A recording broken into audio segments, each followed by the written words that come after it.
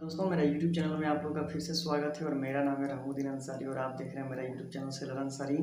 तो दोस्तों आज के इस वीडियो में हम बात करने वाले हैं मर्चेंट नेवी में जो डेक डिपार्टमेंट का AB रैंक होता है जिसे एबल बॉडी सीमैन कहते हैं, उसका शिप पर कौन सा काम करना पड़ता है, उसकी ड्यूटी आवर्स क्या होती है, उसकी सैलरी क्या होती है और वो कौन कौन सा काम करता है, वॉच कीपिंग में कौन सा काम करता है और आपका जो डे वर्क होता है उसमें कौन सा वर्क करता है। क्योंकि इस पर बहुत रिक्वेस्ट आ रहा था कि सर इस पर एक प्रॉपर वीडियो बना दीजिए। तो वीडियो शुरू करने से पहले आप लोग से रिक्वेस्ट है कि यदि मेरा यूट्यूब चैनल आप पहली बार देख रहे हैं या मेरा वीडियो पर आप पहली बार हैं तो प्लीज़ मेरे चैनल को सब्सक्राइब कर दें, लाइक कर दें और शेयर करना तो बिल्कुल भी ना भूलें, क्योंकि मैं मर्चेंट नेवी से रिलेटेड वीडियो हमेशा इस यूट्यूब चैनल पर लाते रहता हूँ।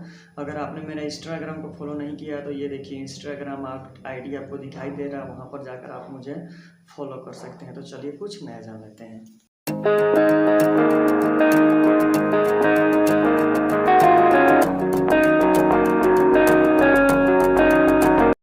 दोस्तों आज जैसा कि मैंने इंट्रो में बताया था, मैं आपको बताऊंगा कि AB क्या वर्क करता है, उसकी सैलरी क्या होती है और वो उसका प्रोफेशन कैसे होता है और कब से कब तक ड्यूटी आवर्स होती है। तो सबसे पहले मैं आपको बताता हूं कि AB को डेक डिपार्टमेंट में ट्रेनिंग OS के बाद जो तीसरा रैंक होता है वो AB का होता है और AB का सिनोनिम 4 है। ठीक है, AB डेक डिपार्टमेंट में AB को आप AB भी बोल सकते हैं, एबल बॉडी सीमैन भी बोल सकते हैं, उसके साथ आप उसको सी कनिंग भी बोल सकते हैं, क्वार्टर मास्टर भी बोल सकते हैं और हेल्समैन भी बोल सकते हैं। ठीक है, वो चारों नाम से AB को जाना जाता है।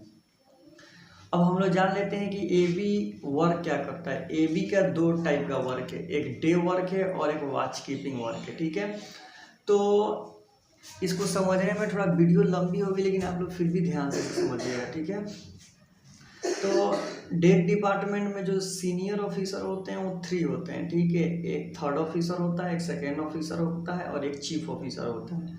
और एक शिप पर कम से कम 3 AB आपको रखना ही होता है, AB1 AB2 AB3। ठीक है, तो वॉच कीपिंग में AB की ड्यूटी लगती है 4 आवर्स की ड्यूटी लगती है, वो भी तीनों ऑफिसर के साथ। जैसे थर्ड ऑफिसर के साथ AB1 रहेगा, सेकेंड ऑफिसर के साथ AB2 रहेगा और जो चीफ ऑफिसर है उसके साथ AB3 रहेगा। ठीक है, तो अब ध्यान से समझिए ये इसका वर्क कब से कब तक होता है। तो वो चीफ ऑफिसर शेड्यूल बना देता है कि इस ऑफिसर के साथ AB1 रहेगा, इस ऑफिसर के साथ AB2 रहेगा और चीफ ऑफिसर के साथ AB3 रहेगा।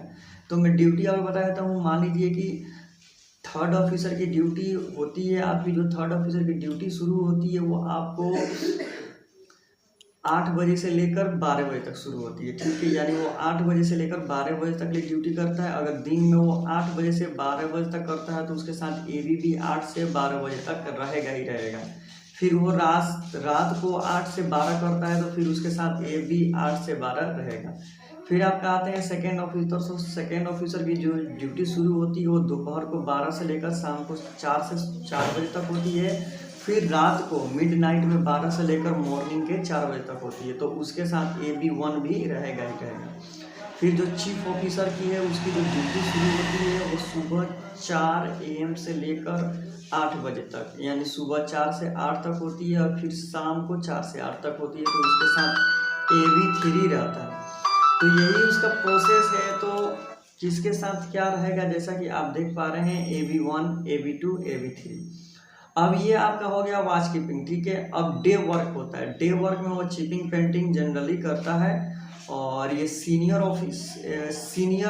क्रू होता है। ठीक है, तो ये हो गया। अब बहुत सारे लड़के बोलते हैं कि सर मैंने AB को तो डेक डिपार्टमेंट में चिपिंग पेंटिंग भी करते हुए देखा। हाँ, जो सुबह का होता है सुबह में वो वॉच कीपिंग कर भी सकता है, नहीं भी कर सकता है। वो डिपेंड होता है कि जो सी है वो क्या है, ट्रैफिक एरिया में तो नहीं पड़ रहा है। अगर वहाँ पर ट्रैफिक एरिया पड़ता है तब जो थर्ड ऑफिसर है या जो सेकेंड ऑफिसर है या चीफ ऑफिसर है वो उसको अपने साथ रख सकता है और नहीं भी रख सकता है। लेकिन अगर नाइट का जो वक्त होता है जिसमें अगर आपकी ड्यूटी शाम को लगी हुई है तो शाम के वक्त एक ABC ब्रिज में रहेगा ही रहेगा, वो करेगा ही करेगा।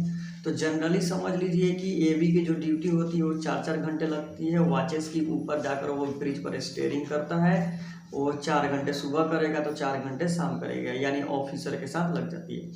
अब बहुत सारे लड़के यही बोलते हैं कि सर जो चीफ ऑफिसर के साथ जो एबी रहता है उसका बहुत ही फ़ायदा है, क्योंकि उसकी तो ड्यूटी बहुत इजी होती है। सुबह 4 से 8 कर लेता है, फिर शाम को 4 से 8 कर लेता है, उसका डे वर्क में ही ख़त्म हो जाता है और नाइट को पूरा अपना आराम करता है। ऐसी बात नहीं है।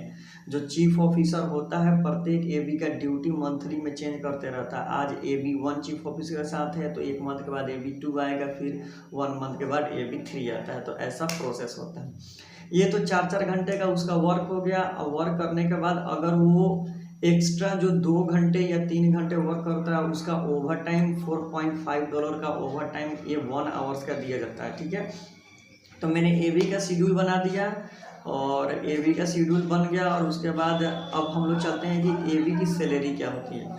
तो एबी की सैलरी अगर आप आईटीएफ कंपनी ज्वाइन करते हैं तो एबी की सैलरी कम से कम 1200 से $1400 होती है, ओटी छोड़कर। अगर वो 2 घंटा ओटी एक्स्ट्रा काम कर लेता है तो आप जोड़ लेते हैं। तो एक्चुअली एबी की सैलरी अगर इंडियन कैलकुलेशन में देखा जाए तो उसकी सैलरी 1 लाख और 1,10,000 तक पहुंच जाती है। लेकिन अगर आप आरपीएसएल कंपनी इंडिया में ज्वाइन करते हैं, छोटी कंपनी ज्वाइन करते हैं, तो आपकी सैलरी 50,000 60,000 रुपये पर मंथ होगी ही होगी।